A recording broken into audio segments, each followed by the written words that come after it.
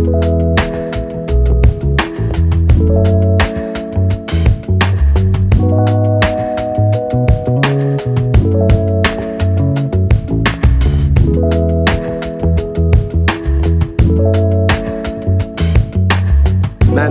Kabalen, welcome to 𝐤𝐻𝑒, Pampanga. Guys, para sa video na to, ipapakita ko sa inyo ang isang bagong staycation dito po sa Camuning, Mexico, Pampanga. Ito ang Casa Liberté. Samahan nyo ako.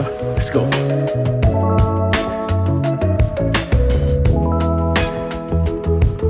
Ayun guys, so umpisahin natin ang ating tour dito sa kanilang napakagandang swimming pool. Ayan guys, if you notice, may size siya na small to medium.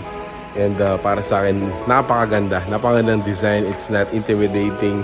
Actually, it's very inviting yung color combination and even the quality ng tubig. It's super inviting. So it is located dito po sa may pinakagitna. Kung papansin nyo po yung may mga salamin natin dito, ito yung mga kwarto. So yung living room, meron tayong isang this one. Itong kwarto na to, napakalaki niyan guys, mamaya papakita ko sa inyo. But before that, stay tayo dito sa kanilang pinakagitna ng staycation. So sa likod nga natin is yung swimming pool. And then this one, it's an open area. It's also a multi-function. So you can hold your events here. Ang orientation sa amin ng mga owners natin dito, last time they had an event, they actually was able to cater up until 200 guests. So imagine, you can fit in your guest dito po. Kagandahan din dito, meron po silang space for parking lot. Siguro mga 4 to 5 vehicles pwede pong magkasya dito. You can also request, for example, may mga gusto yung mga outdoor activities dito. So they can provide yung mga badminton, mga volleyball. And I've heard soon yung kanilang basketball court.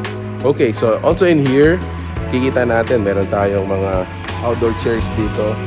Punta tayo doon sa living room. But now, I wanna show you yung sinasabi kong napakalaking room nila. So this is what I'm talking about. Look at this. Ayan guys. This room alone can accommodate up until 24 people. And sabi ng owner natin, sabi ng mga management natin dito, they can still extend it sa mga mattresses. But for now guys, I wanna show you. Tour natin. Ayan, so dito. So ilang beds to? Bilangin natin. 2, 4, 6, 8. Yung mga bed sizes natin dito, ang lalaki nila that it can fit like 3 to 4 people. Comfortable pa yan. Very comfortable pa yan. So meron din nga pala siyang sarili niyang toilet and bath.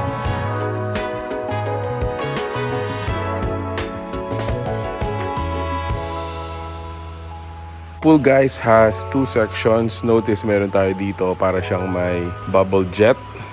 And then this one is a little bit deeper. Mas malaki yung size nito compared to that one. Okay, this for your relaxation.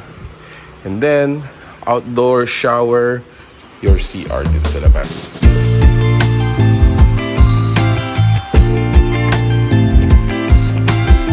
Yun guys, just in case you're asking, pwede ba magluto dito? Actually, they do have a kitchen dito po sa labas. So, they place it here para yung usok ng niluluto natin makontain dito sa lugar na to.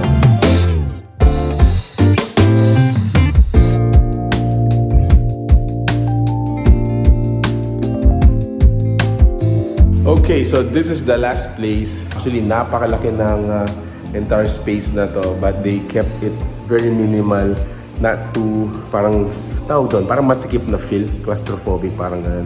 Actually, the entire place feels very spacious. So again, this is the last place. This is their indoor dining area, indoor kitchen, and living room. Hi Isa!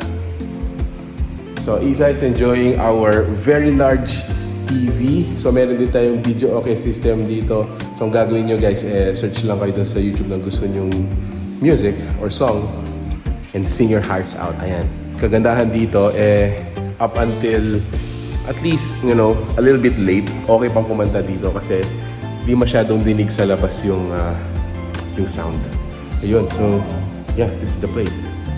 Hey! Hey!